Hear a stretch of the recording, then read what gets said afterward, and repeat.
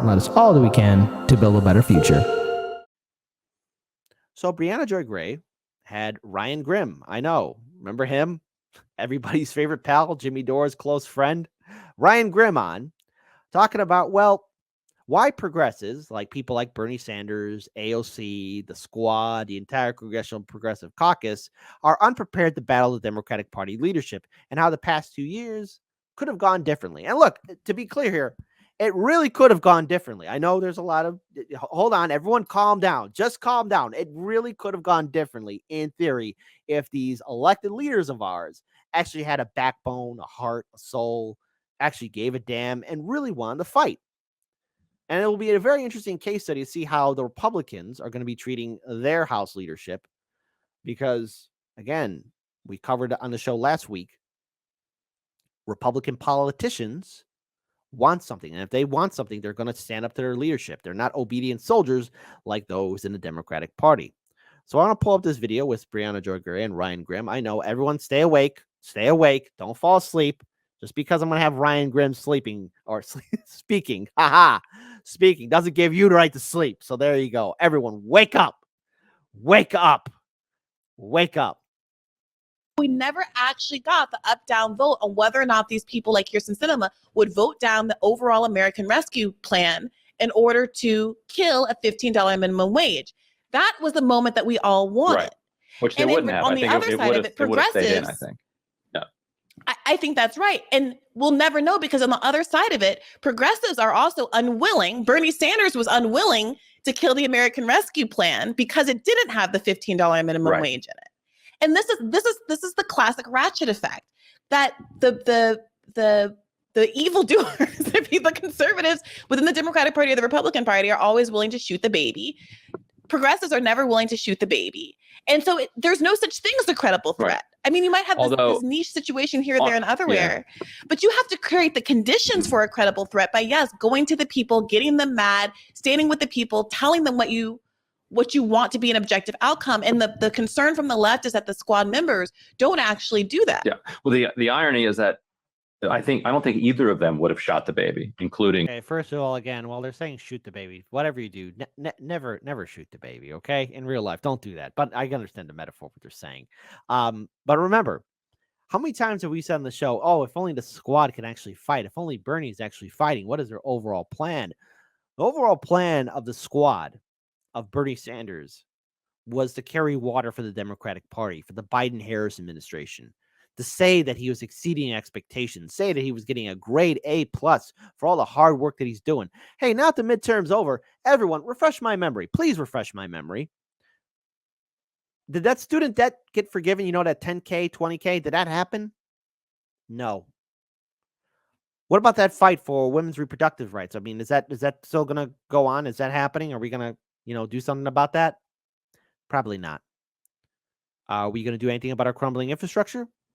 No. What about cannabis legalization at a national level? No. We're not going to get anything. Why? Because the Congressional Progressive Caucus and people like Bernie Sanders, they built up this large following, an army, legions of people. I'd give my right arm if we could have a legion like that for Hard Lens Media. They told them all, calm down, go to sleep, go back to brunch. We got to be pragmatic. And remember, I want you to visualize that in your heads. When you hear the word pragmatic from these politicians, imagine a sloppy turd coming out their mouth like you saw in South Park.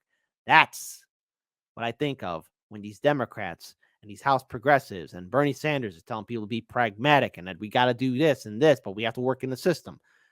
The whole idea is not to fight. See, if the Democrats were to codify Roe v. Wade, protect women's reproductive rights, make cannabis legal at a national level, actually pardon student debt, implement Medicare for all, they lose their ability to fundraise. That's the truth of it. That they need those talking points to say, you got to vote for us in numbers, and we might be able to do this stuff. See this carrot that we're shaking right in front of you? See all this? If you come out to vote for us, we might kind of, sort of, maybe won't do this. That's the truth of it. And you have people like Ryan Grimm, who was carrying water for the Democratic Party, and we're also saying, hey, don't do forced to vote. Match, like if you put it up there and it's in there, yeah, they would vote for it. I'm sorry. Roman Smith, I'm calling you out, man. 3, 2, 1. Roman Smith, I think you're the winner. Looks like Ryan took the dog clippers to his head again.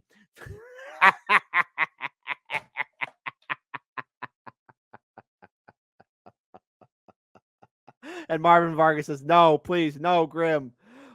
What did we do to deserve this? Well, that's because you're watching Hard Lens Media. We have a lot of fun here. All right, don't worry. I promise.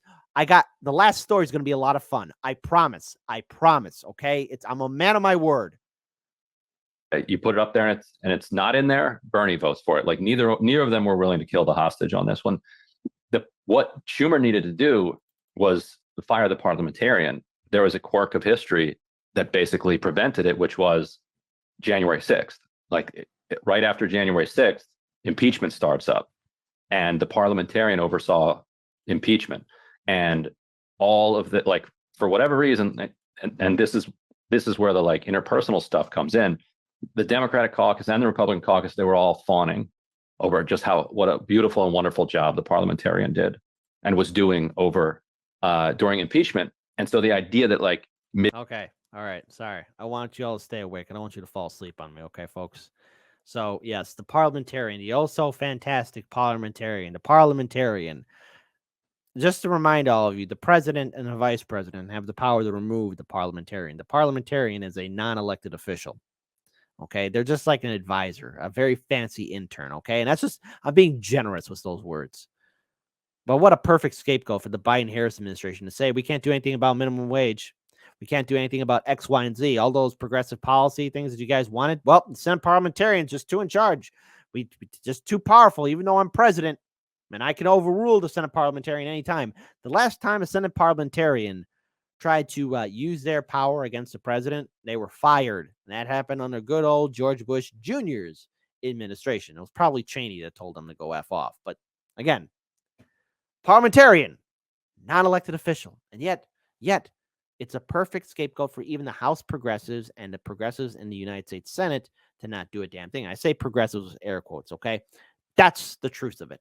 They won't fight for you. So when I say I don't vote Democrat, I have legitimate reasons why I won't vote Democrat, because the progressives in the Democratic Party, air quotes, won't fight. They're just going along with the establishment leadership.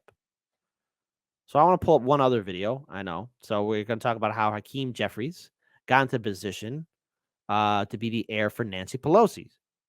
So hold on. It's more of Ryan Grimm. And yes, Jimmy Dore is correct. The more you hear Ryan Grimm speak, your cock will fall off. But it's okay, folks. We're going to get through this together. I promise. The last segment's going to be a lot of fun. I promise. You would think that, if you're a top player in the party machinery, whose corruption and incompetence shockingly cost Democrats.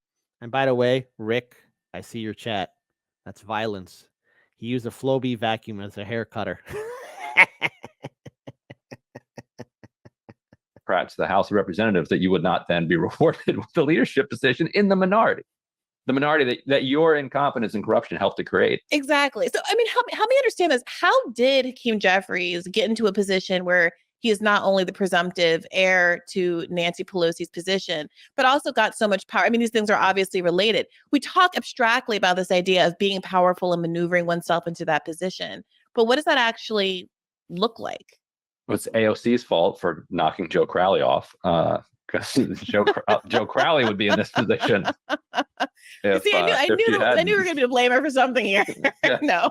But I mean, was Crowley going to be that much better than Hakeem Jeffries? He was a little less hostile, like personally and like strategically to the left. Mm-hmm. He was just as in bed with the developers and the Wall Street and the corporate New York world, and he was kind of Hakeem Jeffries' mentor. Like that, they were very tight allies in New York, and Crowley, paved the way for him to rise as caucus chair, if you remember, by spreading this lie that Barbara Lee had donated money to AOC's primary campaign against him. Right, I'd forgotten about that. And she only lost to Jeffries by like 6 votes or whatever it was.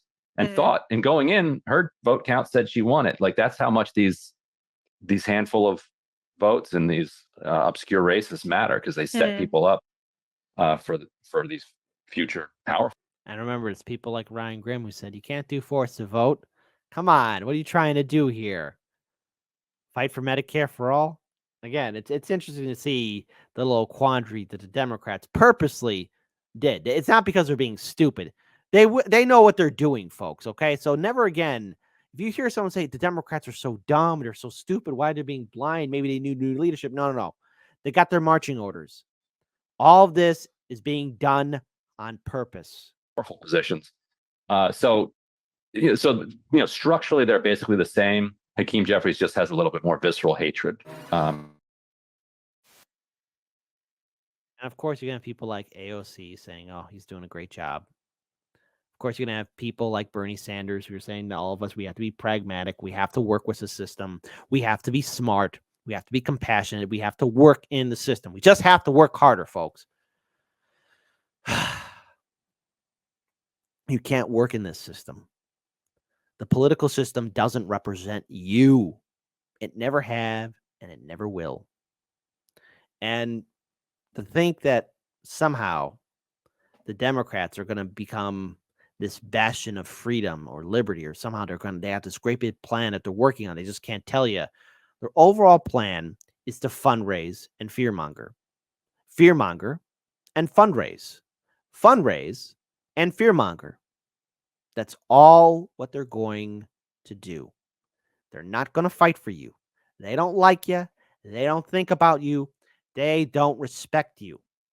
Okay, and if they don't respect you, that means they are willing to walk all over you. They're willing to lie to you. They're willing to abuse you and your family. Why? Because the politicians have gotten so comfortable with the media giving them safe spaces, with the corporations giving them endless funding.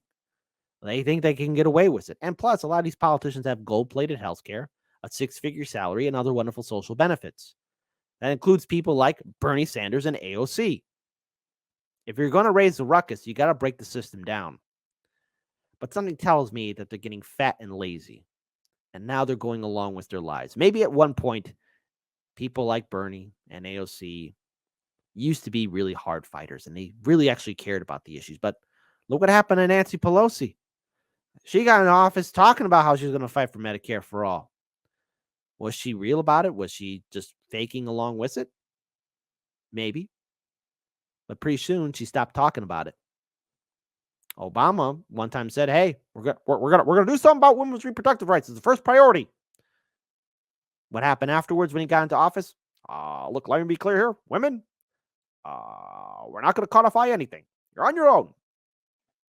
That's what the Democrats do to you. They'll abandon you. And I think it's important that we remain critical and also call out the people that have been carrying water for the Democratic Party for far too long. You can't reform it.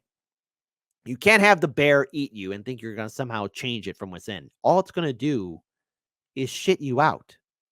Am I wrong? Try and change my mind.